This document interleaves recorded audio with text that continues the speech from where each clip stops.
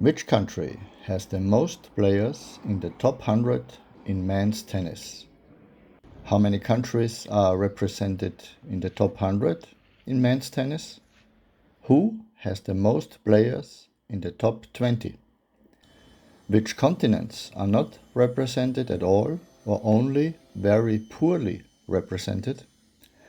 Could you answer these questions without any problems? If not, this video will help. Let's take a closer look at the top 100 in men's tennis. The ATP rankings from September 29, 2025 were the starting point for the research. Then, let's get straight to the details. Number 28 is Georgia with Basilashvili in position 100. Number 27 is Austria with Misulic at 95. Number 26 is Croatia with Cilic at 94. For a country like Croatia, this is certainly a little disappointing at the moment. Chile with Dabilo is in 25th place, and Bosnia with Cumhur is in 24th place. Portugal with Borges is in 23rd place. Brazil with Fonseca is number 22. Bulgaria with Dimitrov is number 21, and Tsitsipas puts Greece in 20th place. Norway is number 19 with Ruud, and Denmark is number 18 with Rune. Now to the countries with 2 players in the top 100. Poland is in 17th place with Majczak and Hurkacz. Hungary is in a better position in the rankings with Marozsan and Fucsovics in the 16th place. Bublik and Shevchenko bring Kazakhstan to 15th place. This brings us to the countries with 3 players in the top 100. Belgium ranks 14th with Bergs, Goffin and Collignon. Its geographical neighbor, the Netherlands, ranks 13th with Griekspoor, De Jong and Van der Zaltschoup. Canada is ranked 12th with Auger-Aliassime, Shapovalov and Diallo. Russia with Khachanov, Rublev and Medvedev is then in 11th place. Great Britain is in the top 10 with Draper, Norrie and Fearnley. Due to Draper's better ranking, I placed them ahead of Russia. Of course, you could also add up the rankings, in which case Russia would clearly be in the lead. As is so often the case, it's a matter of opinion. Germany, with Zverev, Altmaier and Struff, is in 9th place. Who has 4 players in the top 100 and is therefore in 8th place? Serbia, represented by Djokovic, Kecmanovic, Medjedovic and Zverev. Before we get to the top countries, let's take a quick look at our work this week.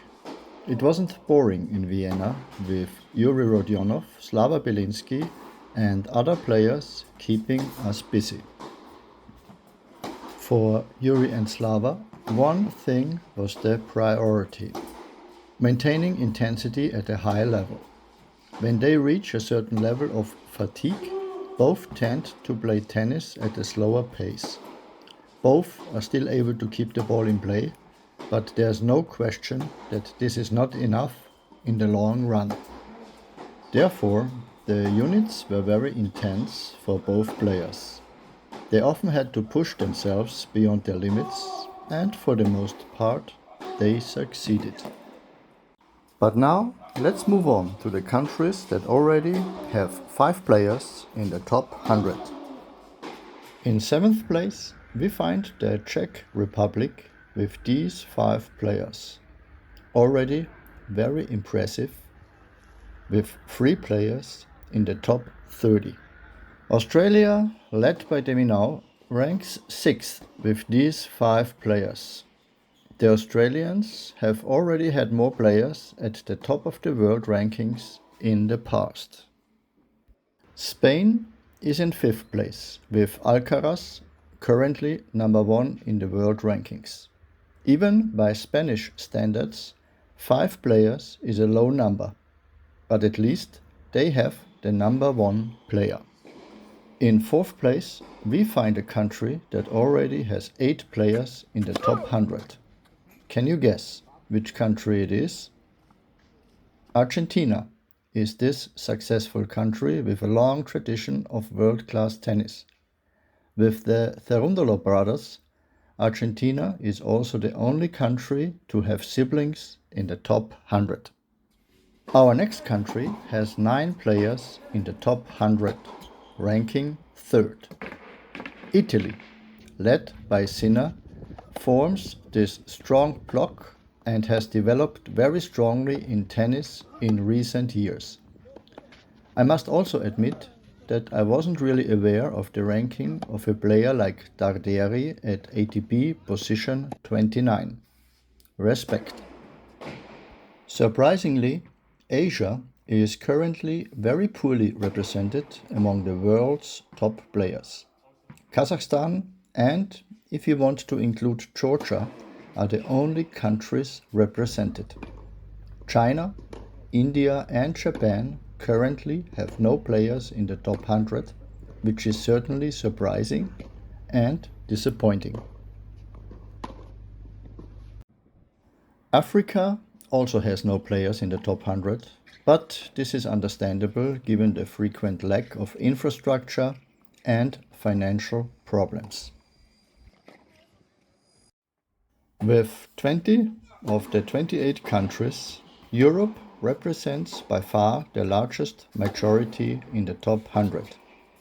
Unfortunately, Sweden, which was a tennis powerhouse in my youth, is not included anymore. Russia is also interesting, with 3 players in the top 20, but no other player in the top 100. Canada is also worth mentioning, with 3 players in the top 40. But now let's move on to the number 2 in the rankings. France is very well represented with these 13 players. But on the other hand, it is also a little disappointing. Humbert, ranked 26th in the ATP rankings, is the first player from the Grand Nation, which is certainly not satisfying for France, but with 13 players, the overall strength is definitely there. So, who guessed number 1 correctly? The USA is currently the strongest country in the world rankings with these 15 players. With Fritz and Shelton in the top 10 and Paul in the top 20, they are also strong in the top of the world rankings. This was a slightly different focus in my videos. I hope you found it interesting. If you want to see more of this kind of content from time to time, let me know in the comments. See you in the next video.